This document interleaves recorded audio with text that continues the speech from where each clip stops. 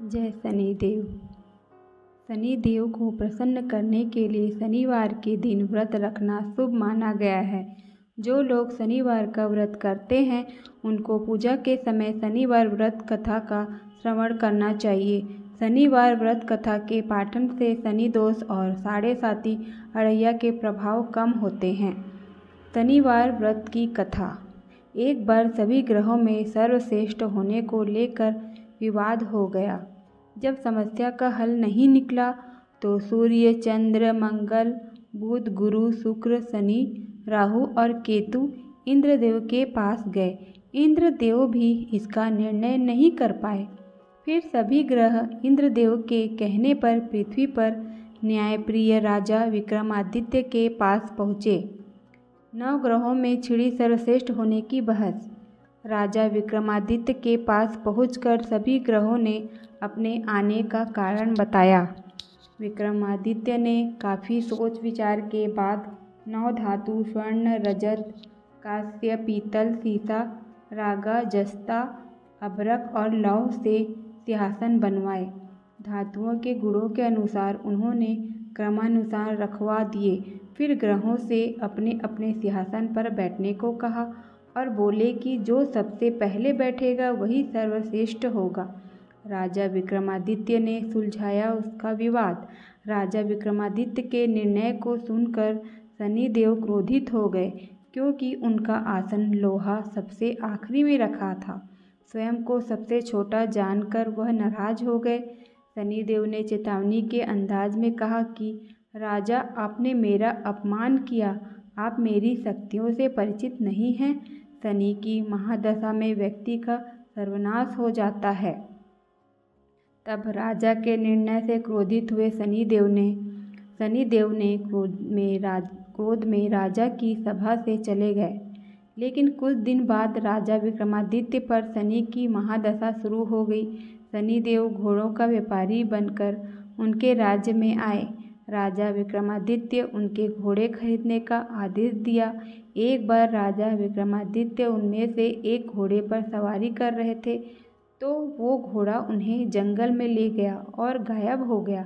भूखे प्यासे राजा को एक चरवाहे ने पानी पिलाया तो राजा ने उसे अंगूठी दे दी और राज्य में जाने का रास्ता पूछा। तब अन्याय करने पर शनिदेव ने सिखाया विक्रमादित्य को सबक। नगर में आकर राजा विक्रमादित्य एक सेठ के यहाँ आराम कर रहे थे। राजा के कुछ देर वहाँ बैठने पर सेठ की बहुत कमाई हुई। उसने उन्हें भाग्यवान व्यक्ति समझा और अपने घर ले गया। सेठ के घर में सोने का हार खूंटी पर लटका था। सेठ घर से बाहर गया तो एक आश्चर्यजनक घटना घटी।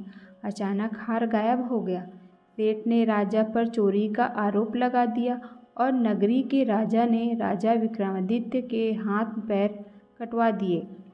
तब राजा विक्रमादित्य की हुई बुरी दशा। एक तैली को राजा विक्रमादित्य की दशा पर दया आ गई। इसके बाद राजा विक्रमादित्य पर शनि की महादशा खत्म हो गई थी। वर्षा ऋतु में वह मल्हार गा रहे थे। उस राज्य की राजकुमारी मनभावनी ने राजा के मेघ मल्हार सुनकर मोहित हो गई और उससे विवाह करने की जिद करने लगी। राज्य के राजा ने बेटी की विवाह राजा विक्रमादित्य से करवा दिया।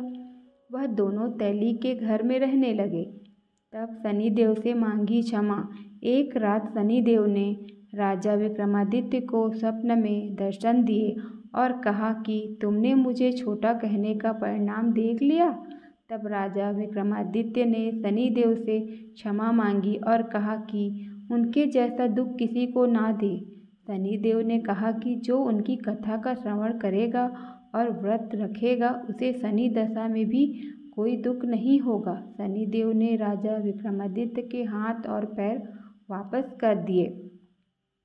इस तरह शनि व्रत कथा का महत्व जानिए। शनिदेव के चमत्कार से सेठ का हार भी वापस अपनी जगह लौट आया। सेठ के सारी बात पता चली तो उसने अपनी बेटी श्री कंवरी का विवाह राजा विक्रमादित्य से करा दिया। राजा विक्रमादित्य अपनी 2 पत्नियों मनभावनी एवं श्री कंवरी के साथ अपने राज्य लौट आए। राजा विक्रमादित्य पूरे राज्य में घोषणा की कि शनि देव ही सब ग्रहों से श्रेष्ठ हैं। शनिवार को शनि देव की पूजा कथा और व्रत करने वालों पर प्रसन्न होते हैं। तो शनि की महिमा अपरंपार है। जो शनि देव की पूजा करता है उसके सारे कष्ट दूर हो जाते हैं और उसे सुख की प्राप्ति होती है। उसे दुख दूर